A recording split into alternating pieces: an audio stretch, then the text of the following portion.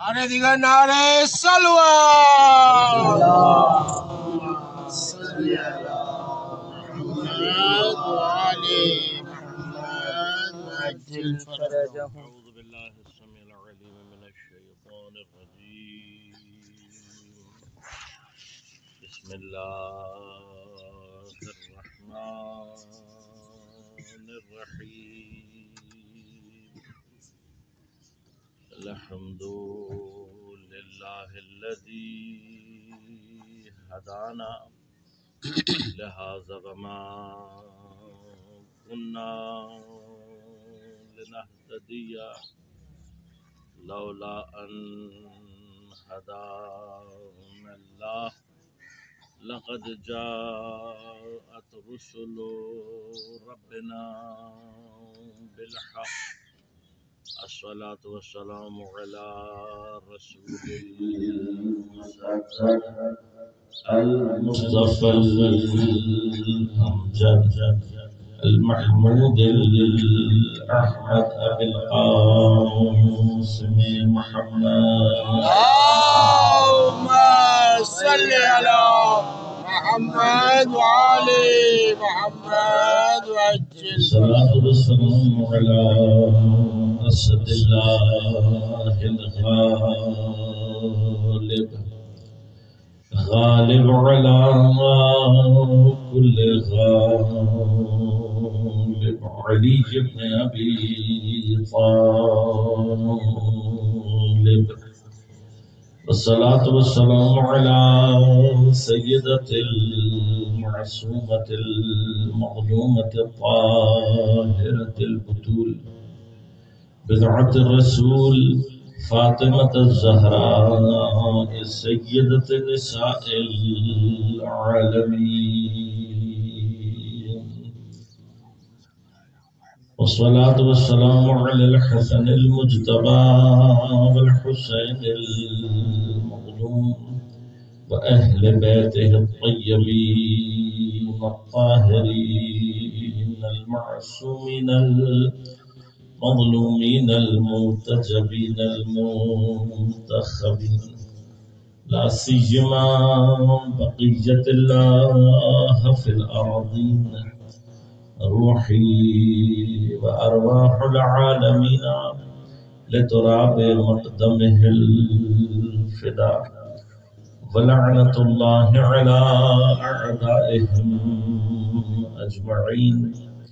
أما بعد قال الله تعالى في كتابه الكريم بسم الله الرحمن الرحيم. قل إن كنتم تحبون الله فاتبعوني يحببكم الله ويغفر لكم ذنوبكم والله غفور رحيم. اللهم صل على محمد وعلى محمد وعجل فرجهم. مومنین کرام، سامعین محترم، عزیزان گرام قدر، حب الہی اور کربلا کے عنوان سے ہماری گفتگو کا سلسلہ جاری ہے. موضوع پر گفتگو کے لیے سورہ مبارکہ آل عمران کی 31ویں آیت کو سرنامہ کلام کے طور پر انتخاب اور آپ کی خدمت میں تلاوت کا شرف حاصل کیا. پروردگار ارشاد فرما رہا ہے، اے حبیب آپ ان سے یہ کہہ دیں اگر تم اللہ سے محبت کا دعویٰ کرنے والے ہو فاتبعونی یحببکم اللہ، اللہ بھی تم سے محبت کرے گا. اگر تم میری اتباع کرو گے تو اللہ بھی تم سے محبت کرے گا. وَيَغْفِرْ لَكُمْ ذُنُوبَكُمْ، اور اللہ تمہارے گناہوں کو معاف کر دے گا. وَاللَّهُ غَفُورٌ رَحِيمٌ، اللہ بہت معاف کرنے والا اور نہایت رحم کرنے والا ہے. عزیزان کرام قدر، موضوع کا یہ حصہ یقیناً علمی طور پر سنگین ہے، اس لیے کہ محبت الہی انسان کے وجود اور اس کے فطرت کا حصہ ہے، لیکن شیطان اور نفس پوری کوشش یہ کرتا ہے کہ انسان اپنی وجود کے اصل کے جو اس کی اصل قدسی ہے اس کی طرف متوجہ نہ ہو. نفس کیوں ایسا کرتا ہے وہ ایک الگ بحث ہے، اور شیطان کیوں کرتا ہے اس کی طرف آپ یقیناً متوجہ. انسان کی اصل یہ ہے کہ وَإِذَا سَوَّيْتُهُ وَنَفَخْتُ فِيهِ مِنْ رُوحِي فَقَعُوا لَهُ سَاجِدِينَ. اللہ تعالیٰ فرماتا ہے کہ میں مٹی سے ایک بشر بنا رہا ہوں، اور جب میں اس کو بنا کر کھڑا کر دوں، اس کا اسٹرکچر بنا دوں، وَنَفَخْتُ فِيهِ مِنْ رُوحِي، اور اس میں اپنی روح میں سے روح کو پھونکوں، فَقَعُوا لَهُ سَاجِدِينَ، اس وقت اس کو سجدہ کرنا. تمام علماء یہ کہتے ہیں، یہاں پر روایات کا سہارا بھی موجود ہے، کہ انسان کی اشرفیت اس روح کو جو اللہ نے اپنی جانب نسبت دی ہے، اس سے انسان کے اندر یہ کمال پیدا ہوتا ہے. شرافت انسانیہ یہ ہے، کرامت انسانیہ یہ ہے کہ خالق کل کائنات نے جس وقت روح کو انسان کے اندر پھونکا ہے، اس روح کو اس نے اپنی جانب نسبت دی ہے. یہ نسبت قدسی جو ہے انسان کی روح کی، یہی اس کا کمال ہے. انسان نے اس دنیا میں جس کمال کو حاصل کرنا ہے، بنیادی طور پر وہ یہی ہے کہ وہ اپنے وجود کے اس قدسی حصے کو دریافت کر لے. سبحان اللہ، یہ کمال ہے. جو یہاں تک پہنچ جاتا ہے وہ زمین پر انسان کامل کی شکل میں ظہور کرتا ہے، اور وہ ہوتا ہے کہ جس پر اللہ اپنے فرشتوں کے اوپر بھی افتخار کرتا ہے. سبحان اللہ، سبحان اللہ. وجہ اس کی اپنی جگہ محفوظ، صرف ایک اشارہ کر دوں، یہ کمال خلقت ہے، اور خالق کو وہ واحد ذات ہے کائنات میں جس کو غرور کا حق حاصل ہے. بے شک، بے شک. خدا کے علاوہ غرور نہ کسی کو زیبا ہے، اور نہ وہ اپنے علاوہ غرور کسی میں برداشت کرتا ہے. غرور نہیں برداشت کرتا، خود اس لیے اس کو غرور زیبا ہے کہ وہ کامل ہے، وہ کمال مطلق ہے. اور انسان اس کی خلقت کا کمال اس انداز سے ہے کہ اللہ نے جب چیزوں کو خلق کیا تو جو پست ترین چیز قابلیت وجود رکھتی تھی وہ مادہ ہے، اس سے آگے میٹر سے زیادہ پست چیز قابلیت وجود نہیں رکھتی. لہذا پست ترین موجود مادہ، اس پست ترین وجود کو اللہ نے دوبارہ ترقی عطا کی، اور پھر جو اس کی سب سے زیادہ ترقی یافتہ شکل ہے اسے انسان کہتے ہیں. لیکن انسان میں اس کی ترقی یہ نہیں ہے کہ اس کا مادہ ڈیولپڈ ہے. اس کی ترقی کیا ہے؟ اس کی ترقی اس روح کی وجہ سے ہے جو اس مادے سے اتصال پیدا کرتی ہے.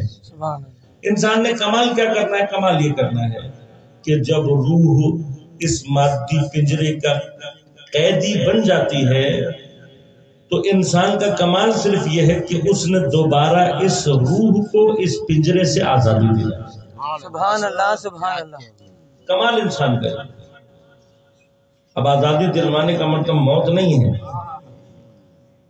لیکن ایک مقام پر موت کی شکل ہو ضرور جاتی ہے. اب میں اس بحث میں نہیں جانا چاہتا، موت اور حیات کی ایک مفصل بحث ہے کہ عرفاء جب اس مقام پر پہنچ جاتے ہیں کہ جہاں وہ اپنی اس روح قدسی یا اپنی وجود کے اس قدسی ڈائمنشن کو وہ درک کر لیتے ہیں تو اللہ ان کو یہ کمال بھی عطا کرتا ہے کہ وہ اپنی روح کو بدن سے جدا کر کے اس کی تمام قدسی جہات کو، جتنی بھی اس کی ملکوتی جہات ہیں، اس تک کو وہ درک کرتا ہے. جب تک ہم بدن میں پھنسے ہوئے ہیں، ہماری روح، ہماری شخصیت جب تک اس بدن میں پھنسی ہوئی ہے، ہم اس ملکوت کو کبھی بھی درک نہیں کر سکتے. عالم ملکوت ناممکن ہے اس بدن کے ذریعے سے اس کو درک کرنا. جب تک بدن میں، بدن کے ساتھ جب تک جڑی ہوئی ہے صرف اور صرف عالم ملک. عالم ملک یہ ہیں اور عالم ملکوت اس روحانی عالم کو کہتے ہیں کہ جو اس عالم سے بہت زیادہ وسیع اور بہت زیادہ طاقتور عالم ہے۔ انسان بنیادی طور پر اس ملکوت کو درک کرنے کے لیے فیض کیا ہے؟ آپ نے اور میں نے اس بدن سے گزر کے اس عالم ملکوت کو درک کرنا ہے۔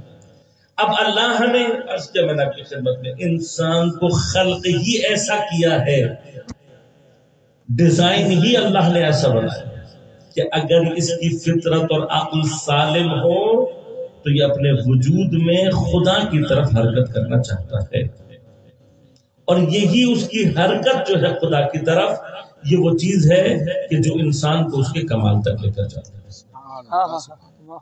اس کمال تک لے جانے کا راستہ اسی حرکت ہے۔ اب یہ جو حرکت ہے یہ کیا ہے؟ کل میں نے تھوڑا سا اشارہ کیا تھا، آج تھوڑا سا تفصیل سے بیان کر کے اور گفتگو کو آگے بڑھاتا ہوں۔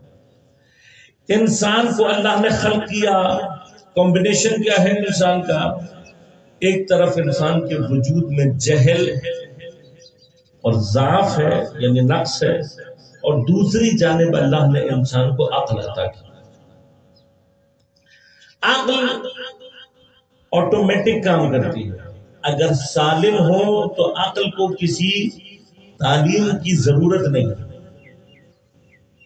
دیکھیے غور کیجیے گا، ہم جب بھی کسی چیز کو نقص کے عنوان سے درک کرتے ہیں، میرے کپڑوں پر اگر کوئی دھبا لگا ہوا ہوگا یا کوئی چیز جو میرے بدن یا میرے جسم یا کپڑوں یا کسی بھی حوالے سے نقص یا عیب حساب ہوتی ہے تو میں کوشش کروں گا کہ اسے دور کروں۔ یہ ایک عام کیفیت ہے، اس کے لیے فلسفے کی ضرورت نہیں۔ مجنون کو مجنون کیوں کہتے ہیں؟ دیوانے کو دیوانہ کیوں کہتے ہیں؟ چونکہ پہلے مرحلے میں اس کی عقل اس نقص یا عیب کو ڈیٹیکٹ ہی نہیں کر رہی ہوتی۔ دیوانے کو یہ نہیں پتہ لگتا کپڑا میں نے سیدھا پہنا ہے، الٹا پہنا ہے، صاف پہنا ہے، گندا پہنا ہے، صحیح پہنا ہے، غلط پہنا ہے۔ لہذا عقل جب سالم نہیں ہوتی تو پہلا مرحلہ کیا ہوتا ہے؟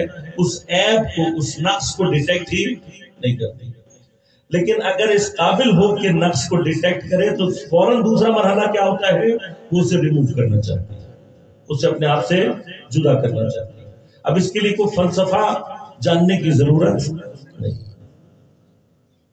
تیسرا مرحلہ کیا ہے؟ اس کے لیے بھی کوئی فلسفہ نہیں چاہیے، ہم کامنلی اپنی زندگی میں یہ سب کچھ کر رہے ہوتے ہیں، ذرا سی توجہ کی ضرورت۔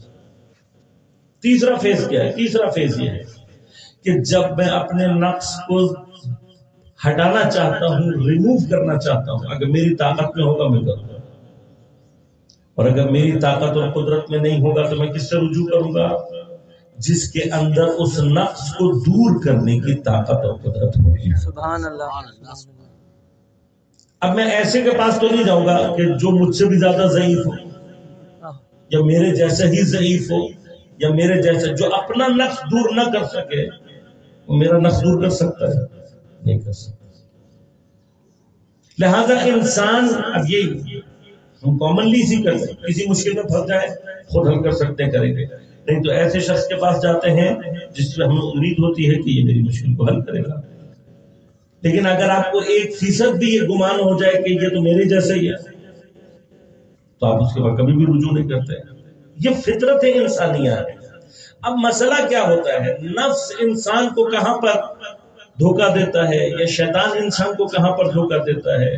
ان میں سے ایک مرحلہ یہ ہے کہ کوشش کرتا ہے کہ انسان نقص کو صحیح معنی میں ڈیٹیکٹ نہ کرے۔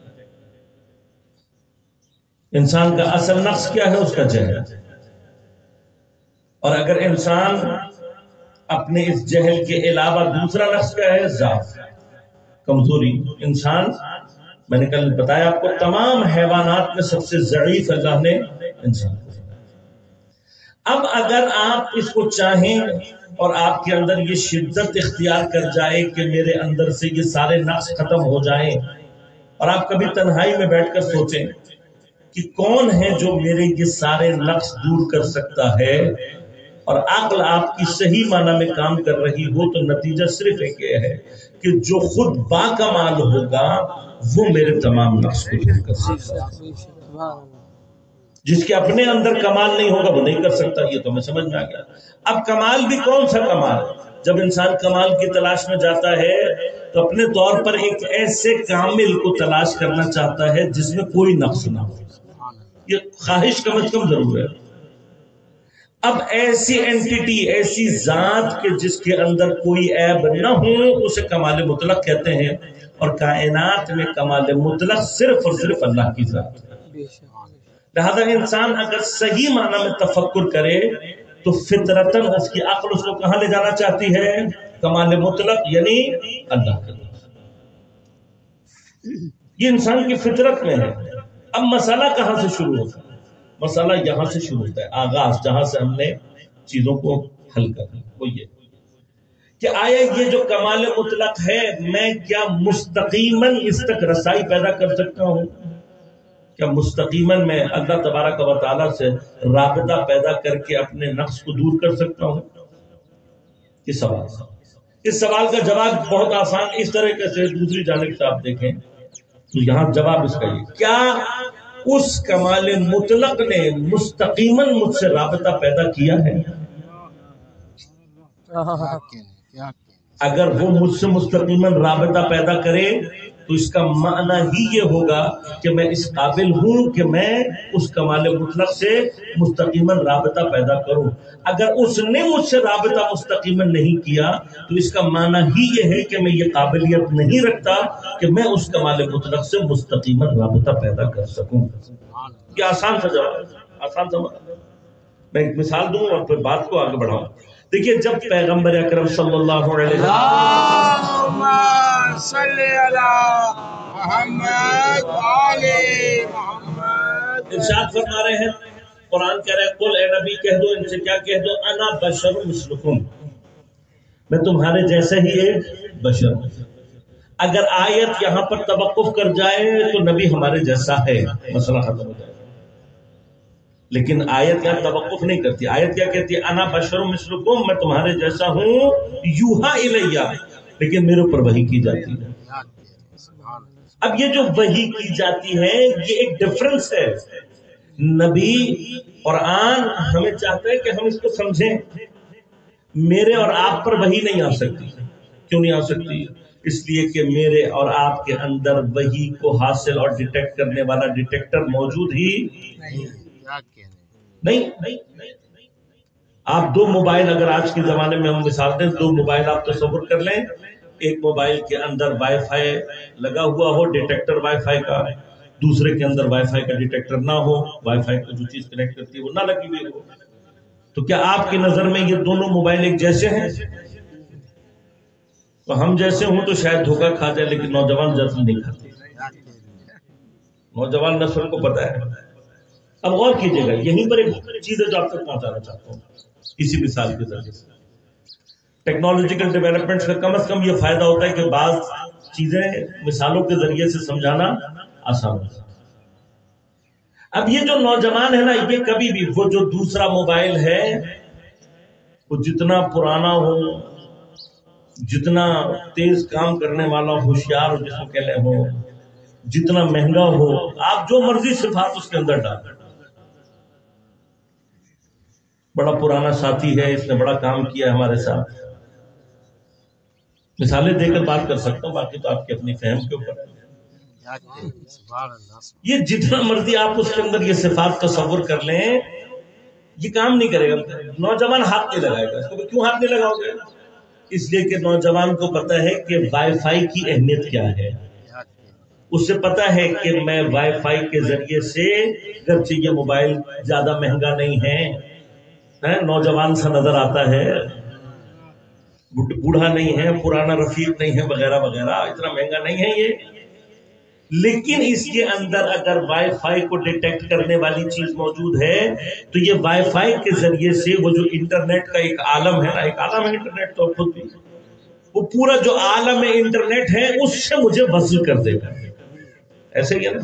لہذا وہ کس کے پیچھے جائے گا؟ وہ اس کی اس خاصیت کو دیکھے گا. وہ یہ نہیں دیکھے گا کہ یہ، میں نے اصطلاح میں سمجھا سکتا ہوں، اشاروں میں بات کر سکتا ہوں، کہ وہ یہ نہیں دیکھے گا کہ یہ موبائل کتنا پرانا ساتھی ہے، اس کے بعد پیسے ہیں یا نہیں ہے. وہ یہ نہیں دیکھے گا. وہ کیا دیکھے گا؟ یہ دیکھے گا اس میں یہ صلاحیت ہے یا نہیں. کیوں؟ اس لیے کہ اسی بات اب خود نہیں کر سکتا میں بیٹھے بیٹھے تو انٹرنیٹ سے میں تو کنیکٹ نہیں ہو سکتا نا. مجھے کیا چاہیے؟ وسیلہ چاہیے. وسیلے کے اندر یہ صفت ہونی چاہیے کہ وہ مجھے اس عالم انٹرنیٹ سے وصل کر سکے. تو اب مجھے ایک مادی دنیا کے اندر ایک ایسا عالم جس سے میں خود کنیکٹیویٹی پیدا نہیں کر سکتا، ایک ایسے وسیلے کی ضرورت ہے جس کے اندر یہ صلاحیت موجود ہو. تو اب اگر میں عالم غیب سے عالم ملکوت سے اپنے آپ کو کنیکٹ نہیں کر سکا تو کم از کم وہ وسیلہ تو وہ تلاش کروں جس کے اندر صلاحیت ہو اس عالم غیب اور عالم ملکوت سے وصل ہونے کی.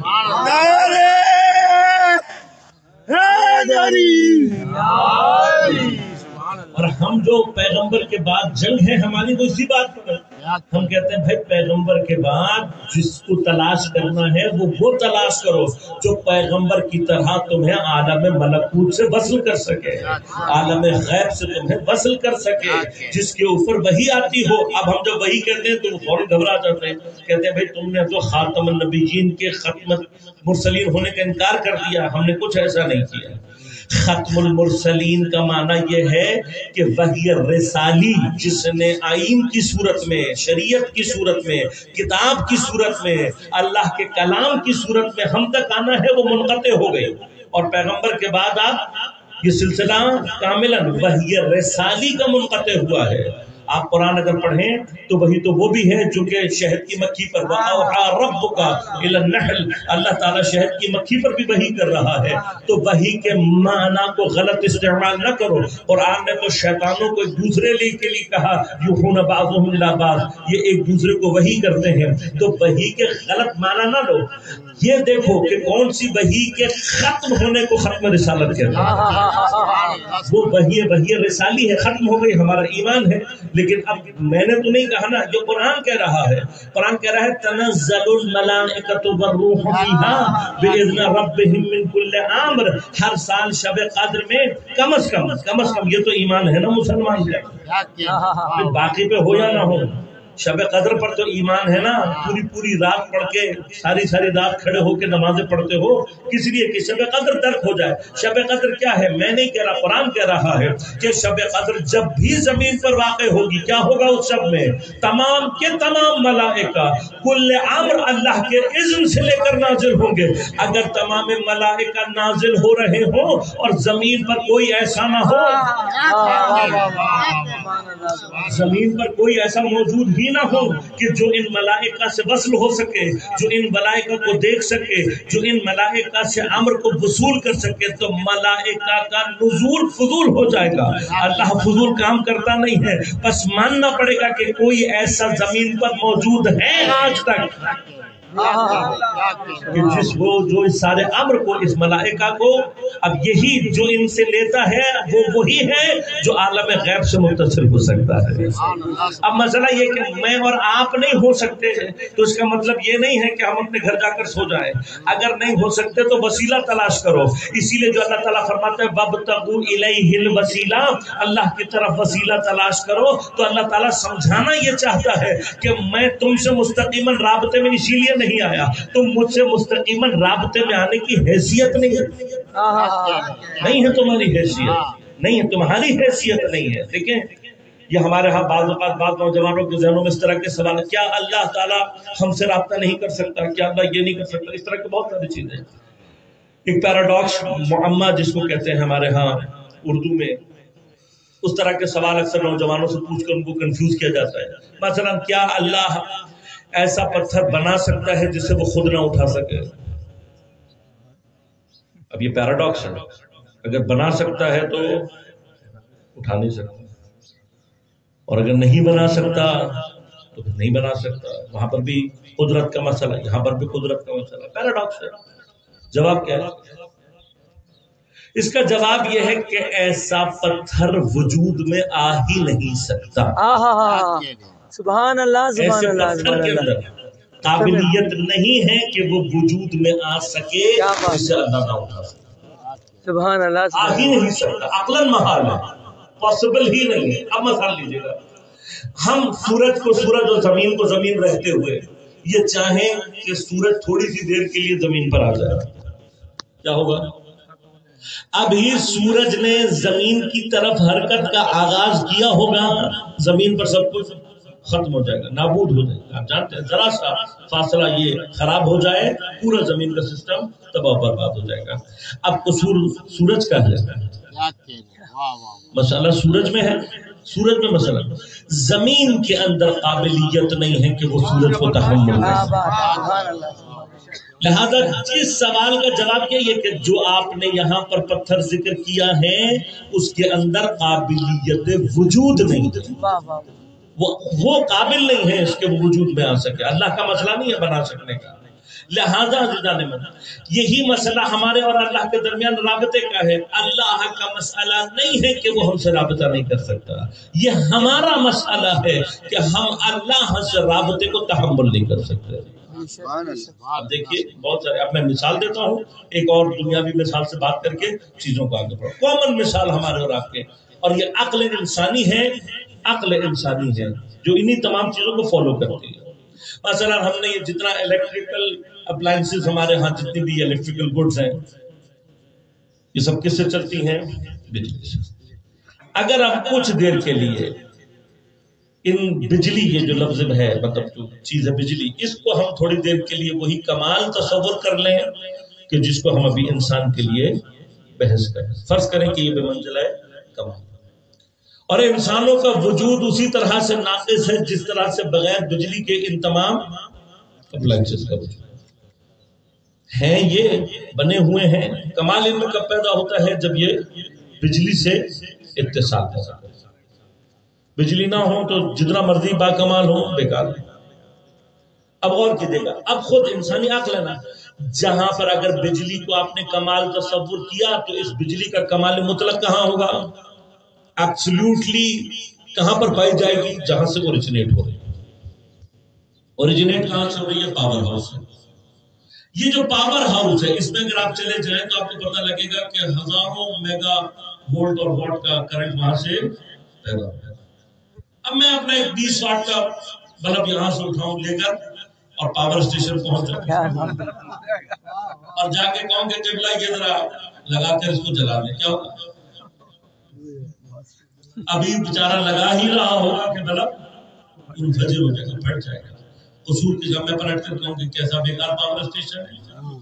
کیا بات ہے، یہ کا کیسا بیکار پاور اسٹیشن، ایک 50 واٹ کا بلب نہیں جلا سکتا. تو وہ کیا کہے گا؟ وہ کہے گا بھائی تمہارے 50 واٹ کے بلب کی اوقات نہیں ہے. صحیح، یہاں جتنا ہے اس کی اوقات. ہمارا مسئلہ کیا ہے؟ ہمارا مسئلہ یہ ہے کہ چونکہ ہم ناقص ہیں، چونکہ ہم جاہل ہیں، اگر کے ساتھ بات کریں، اگر ہم اس کمال مطلق سے رابطہ مستقیم پیدا بھی کر لیں تو ہمیں تو یہ بھی نہیں پتا کہ کتنا کمال آبزرو کرنا ہے، کتنا کمال کسب کرنا ہے. اور دونوں حالتوں میں ظلم ہے.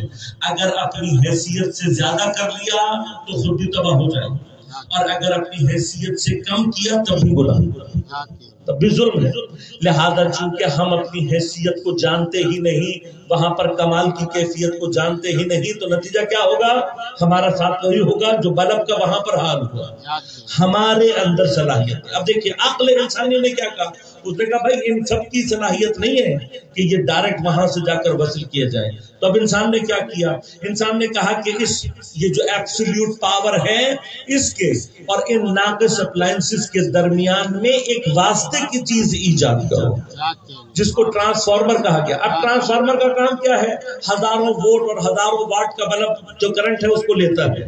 اس کے اندر یہ صلاحیت ہے کہ وہ اپنے اندر اس کو جذب کرتا ہے، اپنے پاس رکھتا ہے، اور باقی تمام کے تمام اپلائنسز کو ان کی ظرفیت کے مطابق، اب اگر 50 واٹ کا تو 50 ملیں گے، 100 کا ہے 100 ملیں گے، 500 ہے 500، 1000 ہے، ہر ایک کو اس کی ظرفیت کے مطابق عطا کرتا رہے گا. تو عقل انسانی اس کو درک کرتی ہے کہ کہیں اگر اتنا بڑا ڈفرنس آ جائے، ایک طرف کمال مطلق ہو دوسری طرف ناقص مطلق ہو، تو ان دونوں کے لیے رابطے میں کوئی ایسی چیز درمیان کا واسطہ ہونا چاہیے جو ایک طرف اس کمال مطلق سے کمال کو لے سکے، دوسری جانب ناقص مطلق کو اس کی اوقات کے مطابق پہنچا، اس کی ظرفیت کے مطابق پہنچا سکے.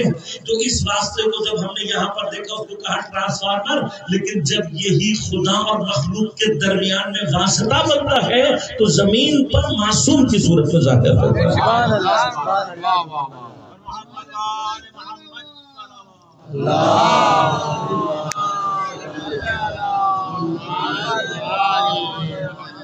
لہذا معصوم کا کام ہے، معصوم کے اندر صلاحیت ہے، اس کو اللہ نے خلق کیا ہے. یوحا الیہ، میرے اوپر وحی ہوتی ہے، میں ہوں جو وحی کو برداشت کر سکتا ہوں. تم نہیں ہو اس قابل، تمہارا کام نہیں. اب تمہارا کام کیا ہے؟ تم وہ ناقص ظرف ہو جو اپنی ظرفیت کے مطابق آ کر ہم سے کمال لے گا.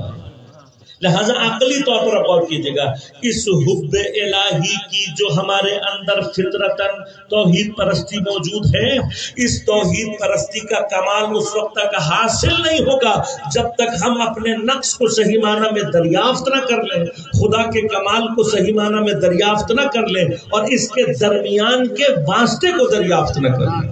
سبحان اللہ سبحان اللہ. اگر ہم نے نقص کو دریافت کیا، کمال کو بھی دریافت کر لیا، لیکن اگر واسطہ، اور غور کیجیے گا واسطہ ہی مہم ہے. اگر ہمارے اور جیسے بلب ہیں اور ان کے درمیان میں ٹرانسفارمر ہی غلط ہو تو کیا ہوگا؟ کبھی بھی روشن نہیں ہو سکتا. بس ایک آخری مرحلہ اشاروں میں سمجھا کے اور آگے بڑھا. اب جتنے بھی ظرف ہیں وہ اپنی ظرفیت کے مطابق، میں نے بتایا ہر جو اپلائنس ہے وہ اپنی ظرفیت کے مطابق کمال کو حاصل کر رہا ہے. لیکن اگر کوئی ظرف پہلے ہی سے فیوز ہو تو یہ بھی ہو جائے گا. تو بلب فیوز، اب غور کیجیے گا، اب آپ اگر فیوز ہو نا بلب، تو اس کو اگر پاور ہاؤس پہ لے جائیں گے نا تو جلے، پاور ہاؤس بھی نہیں جلا سکتا. اب آپ یہ بلب اپنا لے کر ٹرانسفارمر سے ڈائریکٹ جوڑ کے، ایک بلب آپ فیوز دائیں طرف جوڑ دیں، ایک بائیں طرف جوڑ دیں، ساری زندگی لگا رہے گا، کبھی روشن نہیں. جتنا مرضی عرصے اس کو لٹکا دو نہیں چڑھ. کیوں؟ مسئلہ ٹرانسفارمر کا نہیں ہے، وہ تو صاحب کمال ہے. جو بلب خود فیوز ہو، جس کی اپنی ظرفیت نہ ہو، وہ کبھی بھی نہ کمال کسب کر سکتا ہے نہ کبھی روشن ہو سکتا ہے. اس سے زیادہ بدبخت وہ ہوں گے کہ جو کمال کو دیکھتے ہوئے، صاحبان کمال کو دیکھتے ہوئے اپنی تارے فیوز بلب میں جوڑیں اور اس کے بعد یہ امید رکھیں کہ میرے گھر میں بھی کبھی روشنی ہے. محمد والے محمد بلند ترین صلوات صلی اللہ محمد والے محمد. کمال کو کسب کرنے کی پہلی شرط کیا ہے؟ آپ کو ظرفیت. اور ظرفیت پیدا ہی اس وقت ہوتی ہے جب کم از کم آدمی صاحب کمال کو پہچان لیتا ہے. ان کی معرفت کو اللہ نے واجب ہی اسی لیے رکھا ہے کہ تم اگر صاحب کمال کو پہنچا دو گے تو کچھ نہ کچھ تو کمال تمہارے اندر آ ہی جائے گا. صاحب کمال سے اتصال کا نتیجہ کیا نکلتا ہے؟ کچھ نہ کچھ کمال تمہارے پاس ضرور پہنچ جائے گا. اب اگر وہاں انسان دھوکہ کھا جائے، دیکھ بھی رہا ہے، سن بھی رہا ہے کہ صاحب کمال کون ہے، اس کو چھوڑ کر کسی ایسے ظرف کے پاس چلا جائے جو خود فیوز ہو، تو کبھی بھی اس کے اندر اپنے کمال نہیں پیدا ہو سکتا. ہمارا جو کام ہے، غور کیجیے گا، ہمارا کام پہلے مرحلے میں یہ ہے کہ ہم اپنے نقص کو دریافت کریں، ہم سمجھیں کہ ہم محتاج ہیں. کیونکہ جب تک ہم اپنے نقص کو صحیح معنی میں دریافت نہیں کریں گے، کمال کی طلب کبھی بھی ہمارے وجود کے اندر پیدا نہیں ہوگی. اب غور کیجیے گا، میں نے جو کل آپ کو بات کی تھی، یہ جو مسئلہ ہے، یہ جو مشکل ایک ہماری ہے، وہ کیا ہے کہ ہم کمال کو بھی درک کرنے کے لیے صحیح معنی میں محتاج ہیں اس بات کے کہ ہمارے سامنے کچھ ہو تاکہ ہمیں سمجھ میں آئے کہ انسان کہاں تک جا سکتا ہے. دیکھیے یہ محسوسات، چونکہ ہمیں اللہ نے بدن میں رکھا، ہم نے سارا سفر محسوسات سے ہی شروع کرنا ہے، شروع یہیں سے کرنا ہے. انسان محتاج ہے. لہذا حضرت ابراہیم علیہ السلام اس مقام پر ہمارے لیے ایک رہنما بن رہے ہیں. میں سمجھتا ہماری طرف سے نمائندگی کر رہے ہیں. کب؟ جب اللہ تبارک و تعالیٰ سے کہہ رہے ہیں رب ارنی کیف تحیی الموتی. یہ ہماری اور آپ کی نمائندگی کر رہے ہیں. کون؟ حضرت ابراہیم. پروردگار مجھے دکھا تم مردے کو زندہ کیسے کرے. ارے نہیں مجھے دکھا کیف تحیی الموتى، تو موت کو کیسا زندہ کرے گا؟ تو اب ہم نے نہیں، اللہ تعالیٰ نے پوچھا حضرت ابراہیم سے، اولم تؤمن، ابراہیم ایمان نہیں لائے ہو کیا؟ تو میری اور آپ کی نمائندگی کی ہے جناب ابراہیم نے کیا کہا اللہ تعالیٰ سے؟ کہا بھائی ایمان تو نہ، قال بلا، لایا ہوں پروردگار، ایمان میں کوئی مسئلہ نہیں ہے، لیکن ولکن لیطمئن قلبی، پروردگار ایمان لایا ہوا ہوں لیکن اطمینان قلب چاہتا ہوں، اس لیے کہ اگر اپنی آنکھوں سے، اب تو مرحلہ ہے نا، مجھے یقین ہے کہ اللہ زندہ کرتا ہے، لیکن اپنی آنکھوں سے اگر دیکھ لوں تو پھر کس مرحلے میں داخل ہوگا؟ لہذا غور کیجیے گا کہ اگر انسان اس طرح کی چیزوں کو میں سے کسی چیز کو دیکھ لے یا کم از کم اس کی انفارمیشن اس چیز کے بارے میں یقینی ہو تو انسان خود بخود اس مرحلے اطمینان میں داخل ہو جاتا ہے۔ لہذا اہل بیت کا کمال کیا ہے؟ غور کیجیے گا، اہل بیت کا کمال یہ ہے کہ اہل بیت کے معجزات کو، ان کے کمالات کو انہوں نے نہیں، ان کے محبوں نے نہیں، حتیٰ ان کے دشمنوں نے نقل کیا ہے۔ دشمن مجبور ہوا ہے، مثلا جب علی علیہ السلام کے ہاتھوں پر خیبر آیا ہے تو اب یہ خیبر کا اکھاڑنا یہ اہل بیت نے نقل نہیں کیا، یہ ان کے دوستوں نے نقل نہیں کیا، یہ حتیٰ ان کے دشمنوں نے نقل کیا ہے۔ اور یہی چیز ہمارے لیے قابل اطمینان اس اعتبار سے ہوتی ہے کہ اگر ان کے دشمن نقل کر رہے ہیں تو پھر جھوٹ نہیں ہے۔ اب ہمارے پاس اور بہت کچھ ہے بیان کرنے کے لیے، اب ابھی بھی ہے، مطلب میں اگر اس تفصیل میں چلا جاؤں کہ یہ کمالات کا مرحلہ اللہ نے، اللہ کے ان نمائندوں نے اپنے تک نہیں محدود رکھا، بلکہ ان سے جو بھی وصل ہوا ہے اس کو صاحب کرامت بنایا ہے۔ لہذا ہمارے پاس صاحبان کرامت کی کوئی کمی نہیں ہے، لیکن مسئلہ کیا ہے، ہماری عوام، ہم لوگوں کا ہم جانتے نہیں، پہچانتے نہیں۔ اب میں چھوٹا سا ایک مرحلہ سے بیان کروں گا تاکہ چونکہ آپ اور ہمارے لیے سب سے زیادہ اس وقت ذہنی طور پر نزدیک کوئی ہوگا، پھر بات کو آگے بڑھاؤں اور زحمت کو تمام کروں۔ ہم یہ امروہا اور جن ہستی اور جس شخصیت کی اور جس ذات کی وجہ سے مشہور اور معروف ہے، حضرت شرف الدین شاہ ولایت کون ہے؟ پیغمبر کی اولاد سے نبی ہیں، امام ہیں، وہی آتی ہے، کچھ بھی نہیں۔ اگر بات کی جائے تو میرے اور آپ جیسے عام سے انسان ہیں، لیکن اگر صحیح معنی میں امام سے متصل ہو جائے، امام کا صحیح معنی میں اتباع کرنے والا ہو جائے تو کیا ہوتا ہے؟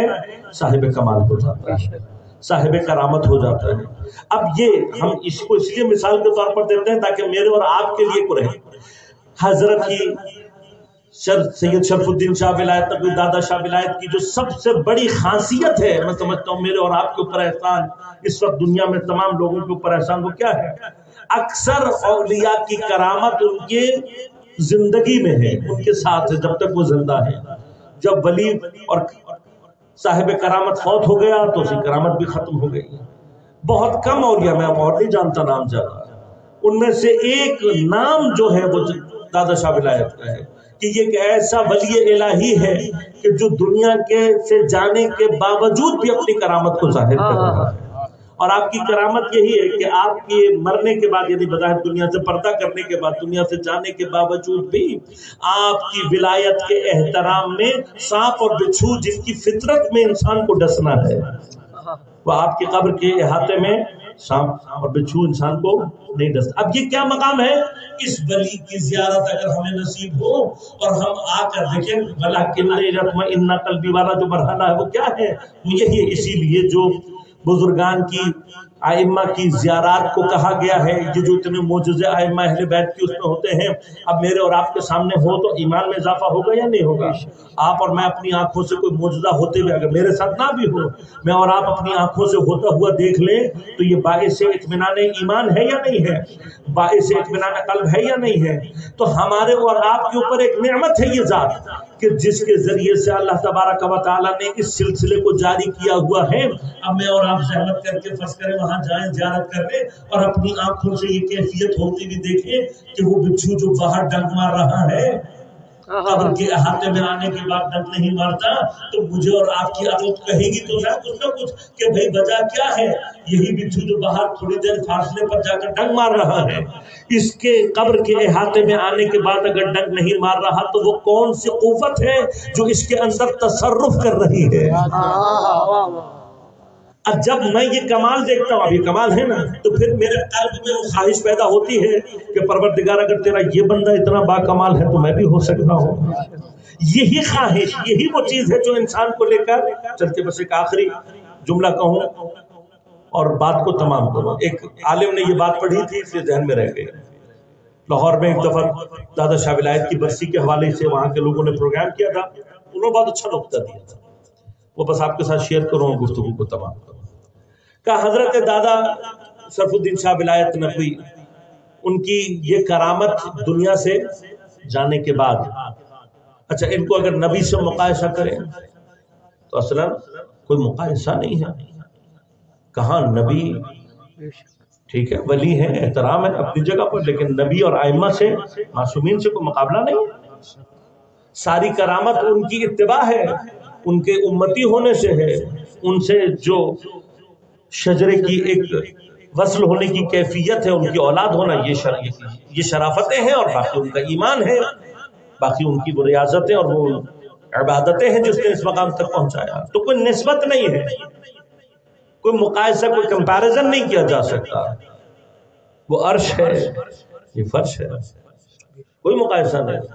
کوئی مقایسہ نہ ہونے کے بعد ایک ولی جس کا پیغمبر سے کوئی موازنہ نہیں کیا جا سکتا کرامات اور شرافات میں، اس کی حیثیت یہ ہے کہ اس کی قبر کے احاطے میں سانپ اور بچھو ڈنک نہیں مارتے۔ اس کے لیے اس کی کرامت، اس کا احترام، کہ اگر اس کے احترام میں نہیں مارتا، ڈنگ نہیں مارتا، کسی کو نہیں ڈستا، تو کسی غار میں اگر پیغمبر خود موجود ہو، خود تشریف رکھتے ہو، بنفس عزیز خود پیغمبر موجود ہو، تو کہ میں کیسے مان لوں کہ پیغمبر کے ہوتے ہوئے کوئی سانپ یا بچھو کا؟ تو معلوم کرنا پڑے گا کہ ہونے کی کوئی تو وجہ ہوگا، کچھ تو مقصد ہوگا۔ اب وہ مقصد کیا ہے، وہ انشاءاللہ کبھی فرصت رہی تو آپ کی خدمت میں عرض کرنا۔ اہل بیت خدا کو، اور تمام کے تمام کرامات اور تمام کے تمام معجزات ایک طرف کر دیجئے، کربلا ایک طرف کر دیجئے۔ امام حسین کا ہمارے پر احسان کیا ہے؟ ہم جیسے لوگوں کے ذریعے سے بغیر کسی معجزے کو ظاہر کیے اتنا بڑا کام کر کے چلے، لیکن امام نے کربلا کی بنا کے لیے جو قربانیاں دی ہیں، خدا سے محبت کا جو ثبوت امام حسین نے دیا ہے، تا قیام قیامت وہ تمام انسانوں کے لیے ایک رہنما اصول ہے۔ ہمارے بیٹے بہت اچھے ہو سکتے ہیں، لیکن حسین کے علی اکبر جیسے، اور جناب علی اکبر علیہ السلام صورت و سیرتاً پیغمبر تو تھے ہی، ایک نہایت زاہد، عابد اور شجاع شخصیت۔ بعد تاریخوں نے یہ لکھا ہے کہ ابتدائی جوانی سے ہی حضرت علی اکبر سے جو آثار زہد اور تقوی ظہور کر رہے تھے، بہت سارے لوگوں کو گمان یہ ہونے لگا تھا کہ شاید امام حسین کے بعد امامت ان کو ملے گی، یعنی کہ ایسی شخصیت کہ جس سے علم، زہد، تقوی، شجاعت اتنی شدت کے ساتھ ظاہر تھا کہ لوگ گمان یہ کرتے تھے کہ امامت کا مستحق جناب علی اکبر ہو سکتا ہے۔ لہذا ایسا بیٹا باپ کے لیے آنکھوں کا نور ہوتا ہے۔ جب کربلا میں امام کے سارے اصحاب اور انصار شہید ہو گئے اور صرف بنی ہاشم باقی رہ گئے، تو اکثر مقاتل نے یہ لکھا ہے کہ حضرت نے سب سے پہلے حضرت علی اکبر کو اجازت جہاد، باپ کے لیے آسان نہیں، اور پھر علی اکبر جیسا بیٹا لیکن اگر خدا کا دین تقاضا کرے تو حسین اپنے ہاتھوں سے اپنے بیٹے کو، لیکن جناب علی اکبر کے جانے کی کیفیت حضرت کے قلب پر منقوش ہے، لہذا حضرت کی سواری جا رہی ہے اور امام حسین پیچھے پیچھے قدم با قدم، لیکن ایک مقام پر جا کر حضرت نے گھوڑے کو ایڑ لگائی اور دشمن پر حملہ کیا۔ جناب علی الاکبر کربلا مقتل میں وہ واحد شہید ہے کہ جو حملہ کر کے، پہلا حملہ حضرت نے قلب لشکر پر کیا اور اتنا شدید حملہ تھا کہ حضرت نے قلب لشکر کو بکھیر کر رکھ دیا، پراکندہ کر دیا قلب لشکر، اور پراکندہ تھا لہذا حضرت واپس آئے ہیں قلب لشکر سے، اور یہ حضرت کی شجاعت کی سب سے بڑی دلیل ہے۔ کس کا شاگرد ہے؟ جناب عباس۔ اسی لیے جناب ام البنین کا شعر ہے جناب عباس کے پاس کہ میرے جری اگر تو تلوار لے کر اترتا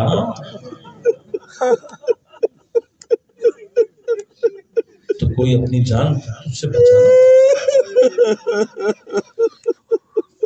جناب علی اکبر واپس آئے ہیں، اب کیفیت کیا ہے؟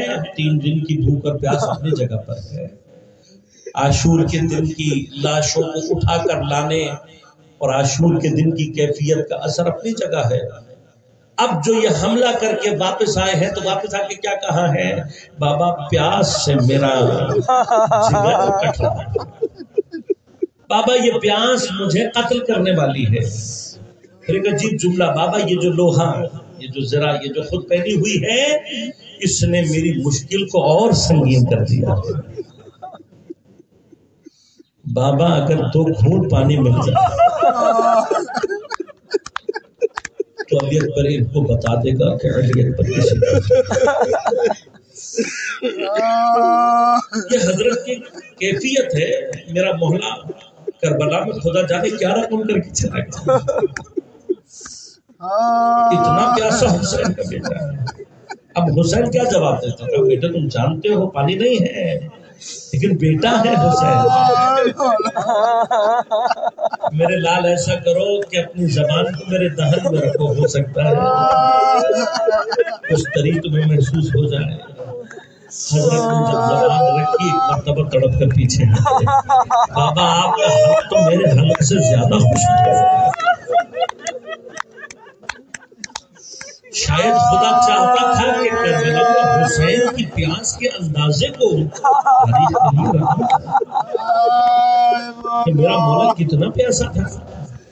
جناب علی اکبر دوبارہ آمادہ ہوئے، تاریخ نے لکھا کہ دوسرا حملہ حضرت کا اتنا شدید تھا کہ آپ جنگ کرتے کرتے پشتے لشکر تک پہنچ گئے۔ شبر نے آواز لگائی، کہا کہ اگر اس جوان کا نہ روکا یہ اکیلا پورے لشکر کا صفایا کر دے گا۔ ایک ملعون نے جب حضرت کو دیکھا، مرت ابن منقذ بعض نے نام لکھا ہے، بعض نے حسین بن نمیر، کہا کہ میں اس جوان کو، اس کی ماں کو اس کے غم میں رلاؤں گا، لیکن علی اکبر موقع نہیں دیتے، لہذا ایک پورا جال تیار کیا گیا حضرت کے لیے، ایک سازش تیار کی گئی۔ حضرت یہاں جنگ لڑ رہے ہیں، وہاں پر کسی نے چیخ کر کہنا شروع کیا، علی اکبر آپ یہاں لڑ رہے ہو، وہاں خیموں پر حملہ ہو گیا۔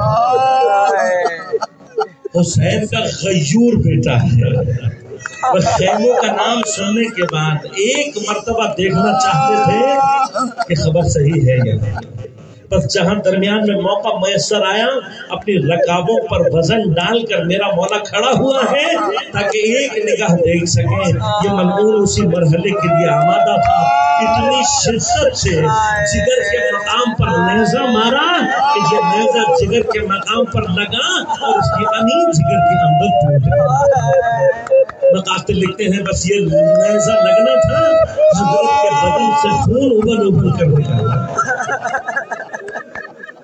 اب میرا مولا پیاسا تو اتنا تھا ہی، جب بدن کا خون اتنی شدت کے ساتھ بہنا شروع ہوا، میرے مولا کے ہاتھوں میں کمزوری گوڑی آنا شروع ہو گئی. راوی کہتے ہیں کہ مقام وہ آیا کہ جناب علی اکبر نے اتنی نقاہت محسوس کی کہ حضرت کے ہاتھ سے تلوار چھوٹ کر گر گئی. یہ وہ وقت تھا جب جناب علی اکبر نے محسوس کیا. اور جناب علی اکبر امام حسین سے جو محبت کرتے ہیں تو حضرت نے ایک مرتبہ یہ محسوس کیا میرا باپ میرے جنازے تک آئے گا کیسے.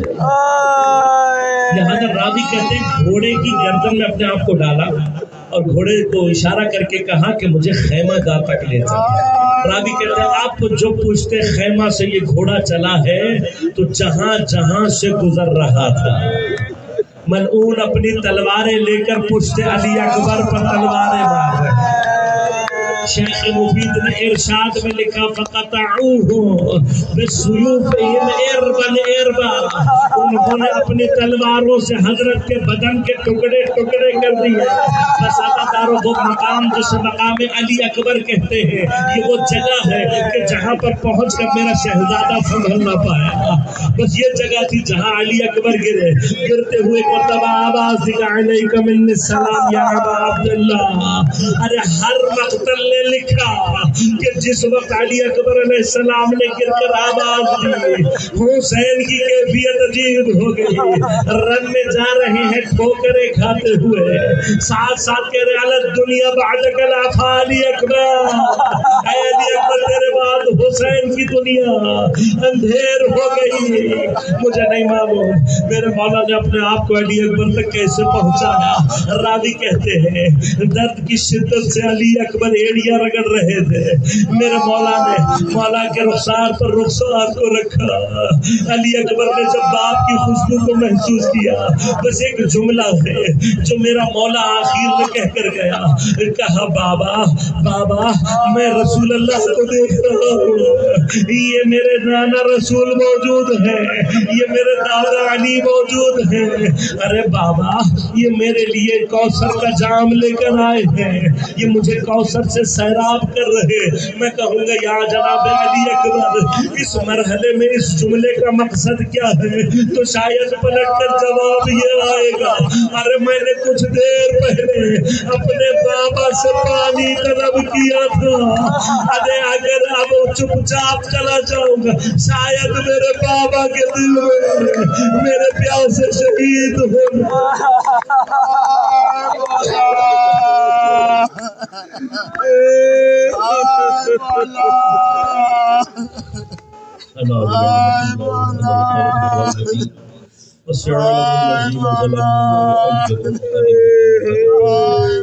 ہماری اس عبادت کو اپنی بارگاہ میں مقبول و منظور فرما بحق زہراء و ابیہا و بعلہا و بنیہا. منتقم زہراء منتقم کربلا امام زمان علیہ السلام کے ظہور میں تعجیل فرما بحق زہراء و ابیہا و بعلہا و بنیہا. تمام مومنین دنیا میں جہاں جہاں آباد ہو سب کو اپنے حفظ امان میں رکھ. ان کی پریشانیوں کو دور فرما مشکلات کو آسان فرما. عزاداری سید الشہداء دنیا میں جہاں جہاں ہو رہی ہے بار الہ سب کو اپنے حفظ امان میں رکھ. دشمن دین دشمنان عزاداری جہاں جہاں نیست و نابود فرما. تمام علماء مراجع اعظام کی حفاظت فرما. ہم سب کو امام زمان علیہ السلام کے اعوان و انصار میں شمار ہونے کی توفیق عنایت فرما. ربنا تقبل منا انک انت السمیع العلیم برحمتک یا ارحم الراحمین. حسین حسین حسین حسین حسین حسین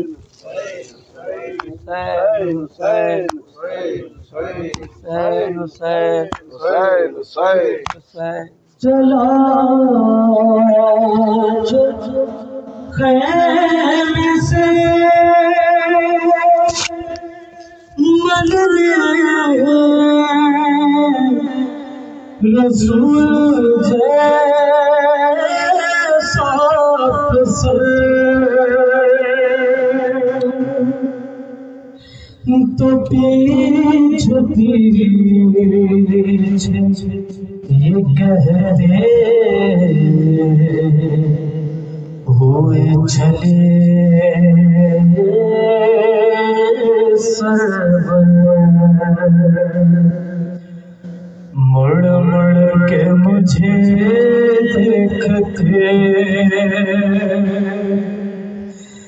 جانو اکبر کچھ دیر تجھے تیرا کچھ دیر تجھے تیرا بابا اکبر مڑ کے مجھے دیکھتے جانا اکبر مڑ کے مجھے دیکھتے جانا اکبر مڑ کے مجھے دیکھتے جانا اکبر کچھ دیر تجھے تیرا بابا اکبر مڑ کے مجھے دیکھتے جانا اکبر مڑ کے مجھے دیکھتے جانا اکبر تم سے گرو گے تو بدل جائیں گے دنیا مقتل کی طرف کیا ہمیں لے کے چلے گا قاتل کے بتائے بنا رستا اکبر مڑ کے مجھے دیکھتے جانا اکبر مڑ کے مجھے دیکھتے جانا اکبر بیمار مدینہ کی خبر آتی ہی ہوگی تم سانس لیے جاتے ہو بینائی بھی میری میں کیسے پڑھوں گا سغرا اکبر مڑ کے مجھے دیکھتے جانا اکبر مڑ کے مجھے دیکھتے جانا اکبر احساس ہمارے احساس احساس تڑپنے کا ہمارے تمہیں ہوگا احساس تڑپنے کا ہمارے تمہیں ہوگا میری طرف تم اپنا جگر تھام کے روگا تیرا بھی جو ہوگا کوئی بیٹا مڑ کے مجھے دیکھتے جانا اکبر مڑ کے مجھے دیکھتے جانا اکبر ہو جائے تو مشکل میرا آنا میرے بیٹا مقتل میں گلی نہ جا میرے بیٹا اب مجھ سے چلا بھی نہیں اب مجھ سے چلا بھی نہیں جانا اکبر مڑ کے مجھے دیکھتے جانا اکبر مڑ کے مجھے دیکھتے جانا اکبر کچھ دیر تجھے تیرا بابا اکبر مڑ کے مجھے دیکھتے جانا اکبر مڑ کے مجھے دیکھتے جانا اکبر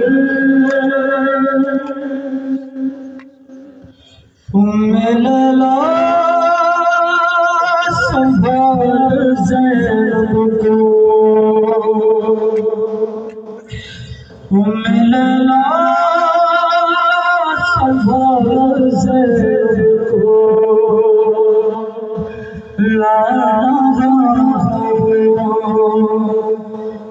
میں لاشے اکبر ام لیلا سنبھال زینب کو اس کے سینے سے لینا میں نے پرچی ابھی نکالی اس کے سینے سے لیکن میں نے پرچی ابھی نکالی ارے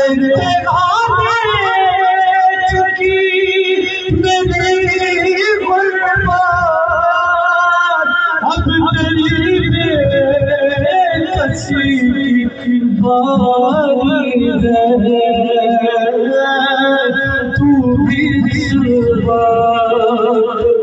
یاری کہہ کر ام لیلا سنبھال زینب کو لانا میں لاشے اکبر ام لیلا سنبھال زینب کو اور ایسے لاشیں جمع اٹھائے تیری عادت بنا دیا ان نشانوں پیچھے پیچھے اما زہرا بٹاتی آتی ارے اس کی نظر نہ دیکھے یہ منظر ام لیلا سنبھال زینب کو لانا میں لاشے اکبر ام لیلا سنبھال زینب کو یا صاحب زمان میری امداد کو آؤ امداد کو آؤ یا صاحب زمان میری امداد کو آؤ امداد کو آؤ اے جلوے حق پر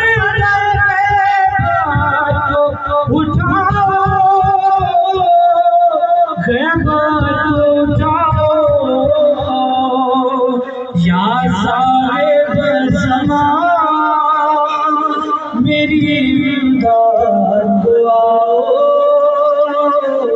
امداد کو آؤ تم چاہت ہو جائے بھی مشکل آسان اے قوت ایمان تم چاہت ہو جائے بھی مشکل آسان اے قوت ایمان تم اپنے عزاداروں کو مشکل سے بچاؤ مشکل سے بچاؤ یا صاحب زمان میری امداد کو آؤ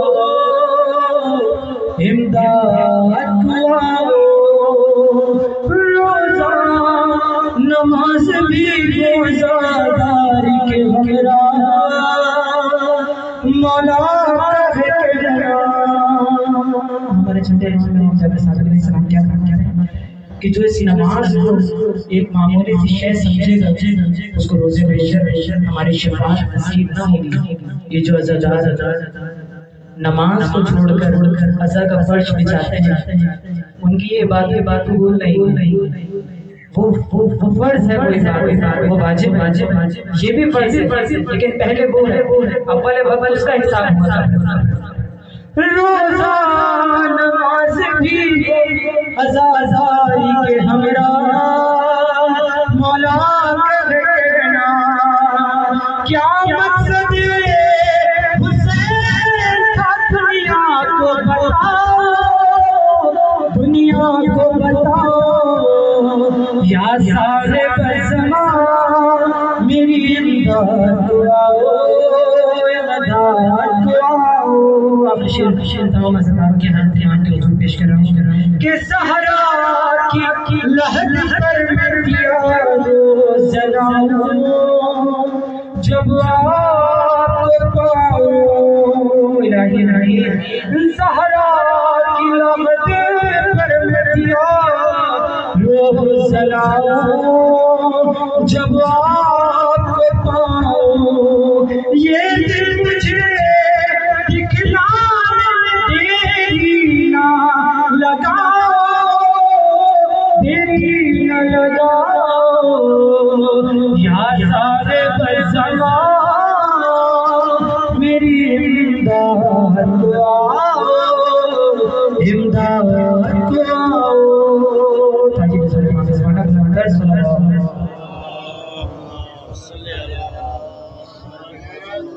السلام علیکم یا رسول اللہ،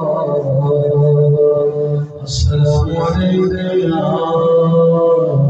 نبی اللہ، السلام علیکم یا حبیب اللہ، السلام علیکم یا عباد اللہ، السلام علیکم یا ابن رسول اللہ، السلام علیکم یا ابن امیر المؤمنین وابن السید الوصی، السلام علیکم یا فاطمة الزہرا سیدۃ النساء العالمین، السلام علیکم ورحمۃ اللہ وبرکاتہ، السلام علیکم یا حبیب الغرباء، السلام علیکم یا معین الضعفاء والفقراء، السلام علیکم یا مقیس الشمس والجوار في يوم الجزاء، السلام علیکم یا انیس النفوس، السلام علیکم یا ایھا المبعوث بيوم القدوس، السلام علیکم ورحمۃ اللہ وبرکاتہ، السلام علیکم یا مولانا صاحب العصر والزمان، السلام علیکم یا خلیفۃ الرحمن، السلام علیکم یا شفیع القرآن، السلام علیکم یا امام المرسلین، عجل اللہ تعالی فرجہ وسبحان الله تعالى وزعزع رحمة الله وبركاته، اللهم كن وليك حجة بن الحسن صلوات الله عليه وعلى في هذا الساعة وفي كل ساعة وليا وحافظا وقائلا وناصرا وذليلا عينا عينا حتى تسكنه أرزقك الله وتمتعه فيها طويلا برحمتك يا أرحم الراحمين